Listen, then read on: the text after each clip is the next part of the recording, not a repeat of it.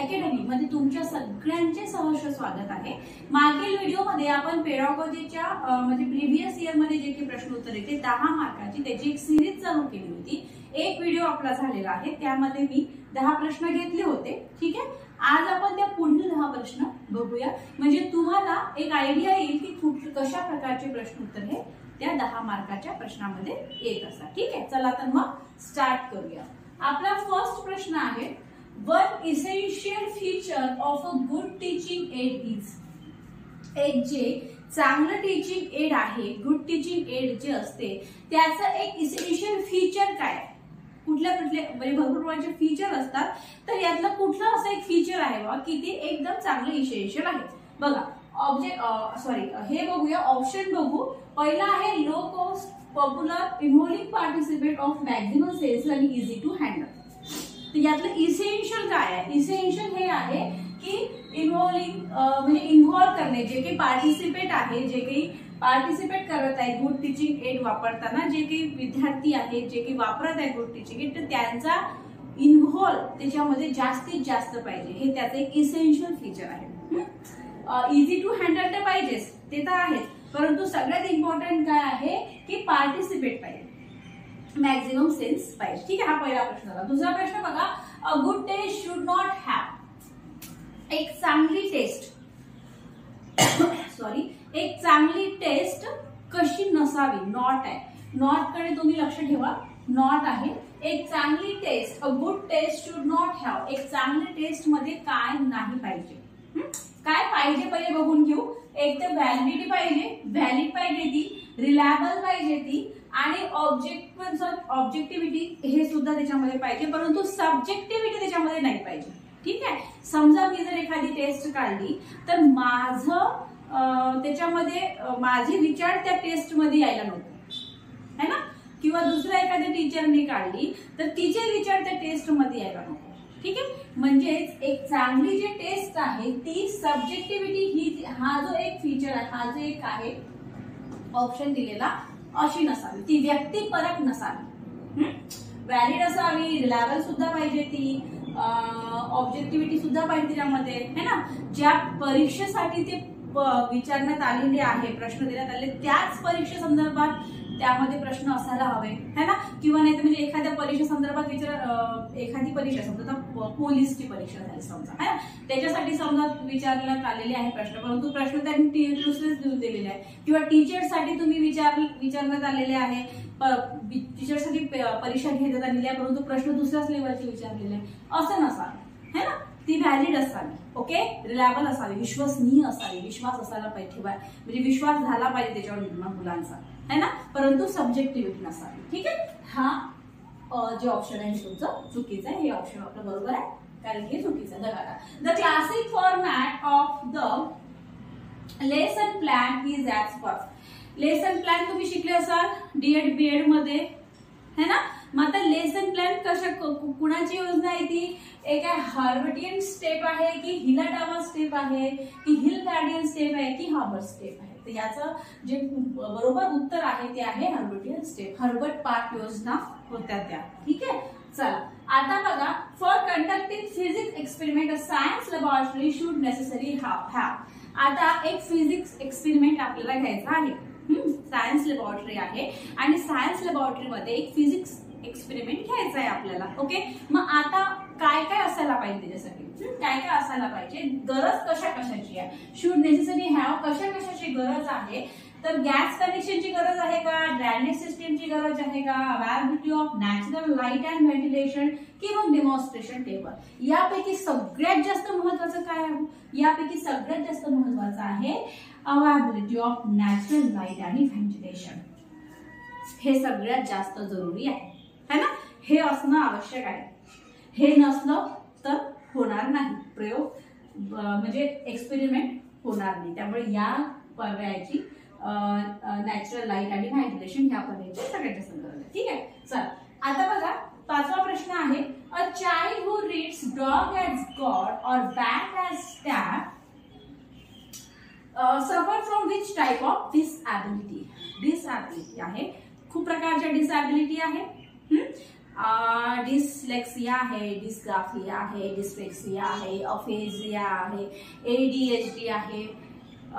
तर हे जे प्रश्न आहे आपले जे 10 मार्काचे प्रश्न जे येतात पेडागॉजीच्या सिरीजमध्ये, त्याच्यामध्ये हा एक ना एक प्रश्न असतोच की कुठल्या प्रकारची डिसॅबिलिटी ही आहे. ओके, डिसॅबिलिटीचा टॉपिक बघू, मी तुम्हाला कम्प्लीट करून देईल जर आपला वेळ मिळाला तर. ओके, आणि सीटेट मध्ये तर आहेच, सीटेट मध्ये ठेवलाच आहे हा प्रश्न, हा येतोच म्हणजे येतोच, 101% गॅरंटी आहे याची. ओके, तर मग आता बघा की जो एखादा जर समजा मुलगा आहे तो काय करतो की डॉगला गॉड वाचतो आणि बॅटला तो टॅब वाचतो, तर तो कुठल्या प्रकारचं त्याची हे आहे, म्हणजे त्याला कुठला प्रॉब्लेम आहे, कुठली डिसॅबिलिटी आहे, तर त्याला काय आहे, त्याला डिस्लेक्सिया आहे. ओके, डिस्ग्राफिया ही लिहिण्यासंदर्भात असते, त्याला लिहिताना त्रास होतो, थोडंसं लिहिते बाकी इकडे असं म्हणजे थोडंसं इथे अक्षर टाकेल, समजा आता तो समजा आता समजा असं करायला इथे असं असं करून टाकेल है ना, लिहिण्यासंदर्भात त्याला प्रॉब्लेम असतो डिस्ग्राफियामध्ये. ओके, चला पुढे जाऊया. Hearing इम्पेअर्ड children should have. आता एखाद्याला ऐकण्यासंदर्भात प्रॉब्लेम आहे, हिअरिंगचा प्रॉब्लेम आहे एखाद्याला, मग आता कसं काय, मग आता शुड हॅव काय त्याला बॅरियर, काय अडथळा काय आहे त्या विद्यार्थ्यांना. बॅरियर्स इन कम्युनिकेशन आहे. Okay, barriers in moving around, barriers येते त्याला individual of self care skill आणि इंटॅक्टाईल स्किल्स. ओके, म्हणजे आता याच्यामध्ये काय आहे की त्याला मेन त्याचा अडथळा काय आहे, त्याला हिअरिंगचा प्रॉब्लेम आहे, त्याला अडकू येण्यामध्ये प्रॉब्लेम आहे, तर मेन प्रॉब्लेम काय आहे त्याचा, कम्युनिकेशन बाय लँग्वेज. कम्युनिकेटच करता येणार नाही त्याला, जर ऐकूच नाहीये, एखाद्या मुलाला जर ऐकू नाहीये तर त्याला कम्युनिकेट करता येणार नाही. हा त्याचा अडथळा आहे, हा काय, हा त्याचा अडथळा आहे, त्याला कम्युनिकेटच करता येणार नाही. ओके, म्हणूनच काय माहित आहे का, ह्या मुलांचे वेगळे शाळा असतात नाही त्या शाळा, काही म्हणजे ज्यांना डोळ्याचा प्रॉब्लेम आहे, ज्यांना कानाचा प्रॉब्लेम आहे, त्यांच्या वेगळ्या. परंतु इन्क्लुझिव्ह एज्युकेशन जे सर्वसमावेशी शिक्षा, सर्वसमावेशी शिक्षामध्ये सांगितलेलं आहे की ह्या सगळ्यांना तुम्ही एका शाळेमध्ये घ्या, कारण की त्या मुलांना डील करता आलं पाहिजे समोरच्या प्रश्न, समोरच्या माणसाची. समजा एक हिअरिंग ॲबिलिटी वाला, डिसॅबिलिटी वाला मुलगा आहे, जर समजा त्याचं एज्युकेशन घेऊन, त्याच्या शाळेतच एज्युकेशन घेऊन तो जर समजा बाहेरच्या जगामध्ये आला तर त्याला कम्युनिकेट करता येणार नाही है ना, तर तो प्रॉब्लेम आहे. परंतु जर तो सर्वसमावेशी शाळेमध्ये असला तर त्याला ते प्रकारचं म्हणजे त्याला थोडं हे होऊन जाईल, नॉलेज येऊन जाईल किंवा त्याला सवय होऊन जाईल, त्याला समजेल की आपण कशा प्रकारे बोलायला पाहिजे किंवा कशा प्रकारचं आपण करायला पाहिजे, आणि तशा प्रकारचं शिक्षण त्याला देणं आवश्यक आहे शाळेत. ओके, हे झाले आपले इथले 6 प्रश्न. पुढील प्रश्न आपण बघूया. आपण पुढचा प्रश्न काय, the purpose of achievement test is not to.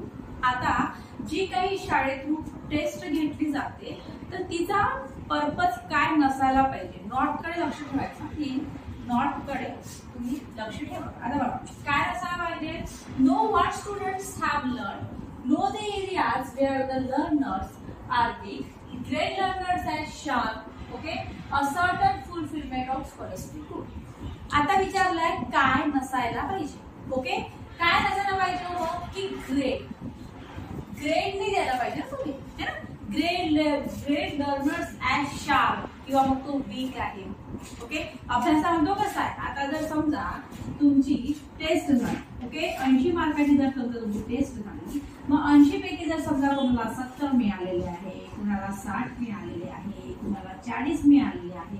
Grade system मध्ये काय होत तुम्हाला माहिती आहे, कुणाला A मिळतो, कुणाला A+ मिळतो. ओके, कुणाला B आहे, कुणाला B+ आहे, C आहे, D आहे, ग्रेड माहिती आहे तुम्हाला. मग आता काय की एक चांगली अचिव्हमेंट टेस्ट जी आहे तुमची, एक चांगली अचिव्हमेंट टेस्ट जी आहे, तर चांगल्या अचिव्हमेंट टेस्ट मध्ये एक चांगली जी टेस्ट घेतली जाते त्याच्यामध्ये मुलांना ग्रेड तुम्ही द्यायला नाही. ओके, कारण की ग्रेड जर आपण दिले तर काय होईल, त्यांचं त्याच्यातच जाईल की भाई हा याला 90% भेटले, याचा ग्रेड A आहे, ग्रेड +A1 आहे, यातच हे होऊन जाते. मग हा हुशार आहे, हा कमी हुशार आहे, म्हणजे कम्पेअर होऊन जाते, त्यांना तुलना वाढून जाते विद्यार्थ्यांना. मेन मोटिव्ह काय असायला पाहिजे, मग मेन मोटिव्ह असायला पाहिजे की मुलं काय शिकले, know the students have learn, मुलं काय शिकले तुमचे, know the area areas are weak, असे एरिया टीचर लोकांना माहित होते की त्याच्यामध्ये ते वीक आहे. ओके, हा भाग त्यांना आणखी चांगला रीतीने करायला पाहिजे. आणि certain fulfilment of scholastic tour, परंतु हे जे आहे ना, ग्रेट लर्नर्स आर शार्प आहे की वीक आहे, हे नसावं. ओके, हे निगेटिव्ह आहे पॉइंट, आणि हे म्हणजे हा पर्पज नसायला हवा. ओके, ग्रेट डेने हा पॉइंटच निगेटिव्ह आहे. ओके, चला आगे जाऊ, पुढे जाऊया. Which of the following plans may be list learner centre. Okay, बघा आता इन्स्ट्रक्शनल प्लॅन आहे तुमचा, युनिट प्लॅन, लेसन प्लॅन आणि ऍक्टिव्हिटी प्लॅन. ओके, मग आता यामध्ये तुमचं आन्सर काय आहे? बरोबर आन्सर काय आहे? इन्स्ट्रक्शन प्लॅन हे तुमचं बरोबर आन्सर आहे. पुढला प्रश्न बघूया. पुढला प्रश्न आहे the idea behind supplementary learning material is to. काय आयडिया आहे त्याबद्दल? ओके, बघा आता काय आहे की provide material is less important area, किंवा मग इथे दुसरं आहे increase learners text reading interest, further enrich learners interest in various subjects, किंवा हा 4 नंबर आहे इथे. Provide material in the areas not covered by the teacher. तर यामधलं आपला प्रश्न काय आहे की idea behind supplementary learning material is to, याचा आपलं बरोबर आन्सर आहे further enrich learners interest in various subjects. Okay, हे याचं बरोबर आन्सर आहे. ठीक आहे बघा, आता इथे आपले 10 प्रश्न कंप्लीट होऊन जातात. या पुढील व्हिडिओमध्ये आपण परत एक 10 प्रश्नाची सिरीज घेऊन येऊया, आणि त्यानंतर मग आपला जो राहिलेला सिलेबस आहे, आपल्यामध्ये सिलेबस राहिलेला आहे मराठीचा, आपला टीजीटी मराठीचा अर्धा सिलेबस झाला, आणखी भरपूर सिलेबस बाकी आहे, खूप सिलेबस आहे, तर तो आपण मग कंप्लीट करू. ओके, चला तर मग आपण ते थांबूया.